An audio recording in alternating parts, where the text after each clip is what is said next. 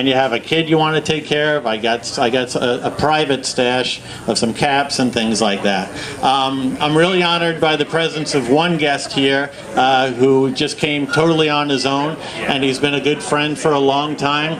He's been a good liaison to our goalie, Richard DiPietro. Rick DiPietro's dad was really nice enough to come. Can you please raise your hand? As good as this kid is at goaltending, his dad is one of the classiest men I've ever met, and was a privilege to get to know him through the years. And now I want to bring up my guest. He says he doesn't know what his own team's record is. What I do know is that they're in first place in the American Hockey League. They're 8-3-1. It's Jack Capuano. Jack, please, if you can say hello to everybody. Well, I just want to thank you for having me here tonight. And if there's any questions that I can answer for you guys, as far as the prospects that we have in Bridgeport, I'd be glad to answer anything that I can. And again, thanks for having me here again tonight. I know. Thank you, Jack. I know what most people here. I won't speak for everybody. There you go. Everybody wants to know Blake Como was sent back to come under your wing a little bit more. Can you let everybody know how Blake's doing so far? Yeah, Blake Como obviously was sent down, and we had a good meeting when he first got there. Blake's a competitor. He's got a great attitude. His goal, obviously, like some of the other young prospects, is to get back up and be an Islander. But right now he's in a good situation. He's having success. He's got 8 points in 9 games, and he's playing the body, and he's finishing his checks. And I think it's just a matter of time. But the one thing about Blake is he hasn't sulked. His attitude's been great, and he's got a bright future. I know I've written about this a few times too, but sometimes it's just nothing better than actually hearing it from you. The communication with Scott Gordon, the idea that you're playing similar systems. Can you give the people here a little bit about that?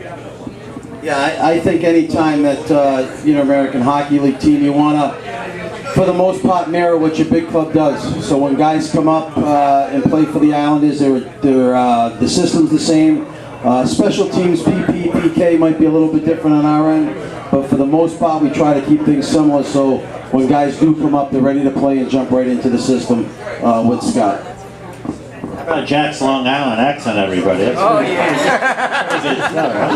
Anybody want to yell out in a very respectful tone a question or anything that's on anybody's mind in particular about the prospects on in Bridgeport that Jack's working with? I see somebody in the back. Go ahead, buddy. Oh, the question is, how is Jesse Yoensu, who was the Islanders' 3rd or 2nd round pick a couple years ago, big Finnish kid? How's Jesse doing? I think Jesse's doing fine. It's a conditioning thing right now. I think he's going to work on his conditioning and his leg strength. And when guys come over, the game is a little bit different, and it's a little bit more physical. His shifts have to be shorter, but he's a young kid, 20 years old, pretty powerful guy. He's got 3 goals for us right now, and it's going to take some time, but I think he's got a future. Yes, go ahead. How's Dustin Cohn doing? The question is Dustin Cohn, who I saw play yesterday with Andrew McDonald, looked very good.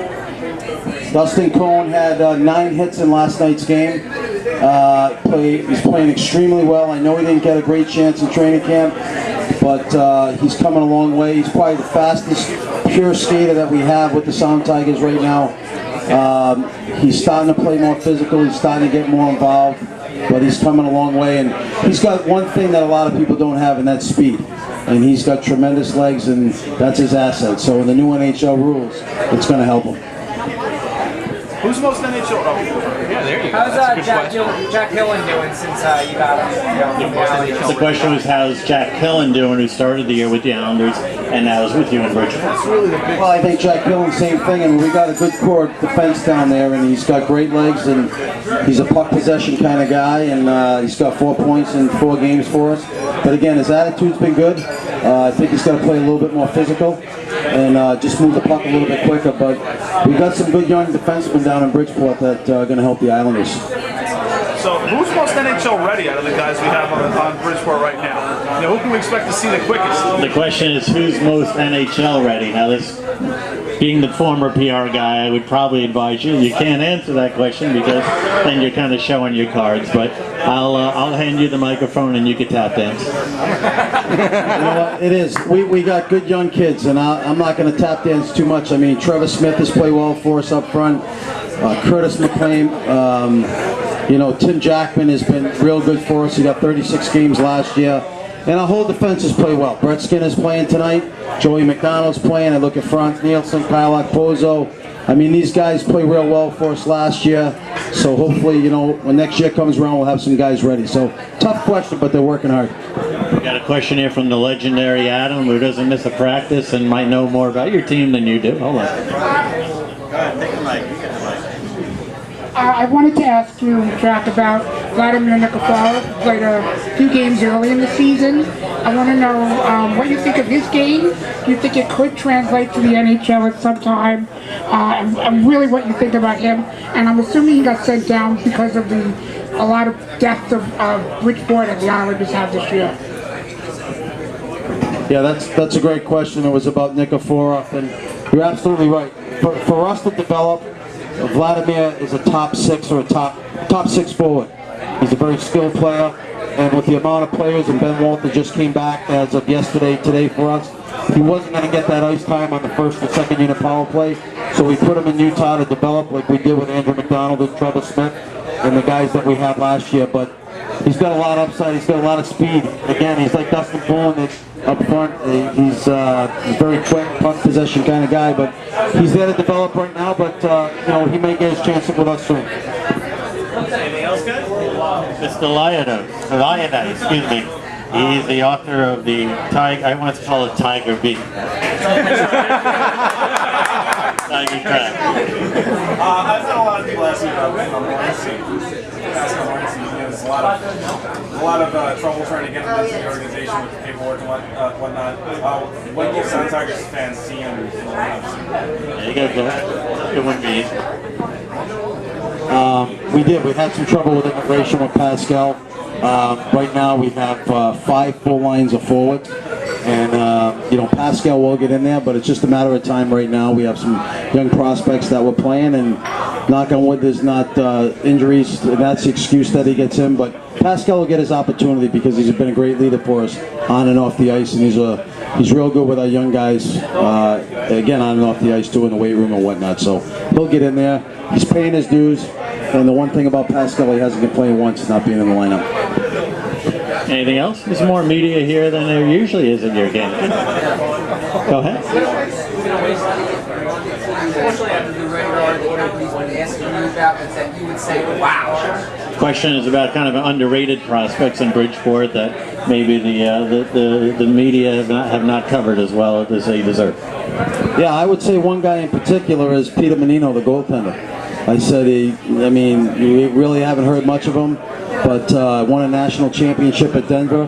He's come out, he's only lost 1 game for us, and he's got a great attitude, he's playing well, and he wins games, and he's a competitive kid. So I would say the one guy maybe under the radar would be Peter Menino. Anything else?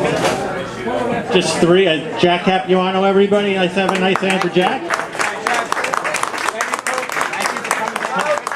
Couple more announcements. The second period, second intermission, we will have the raffle. You have to be here to win. I'm not chasing anybody down. I know legally you probably don't have to be here, but sorry, you're going to have to be here.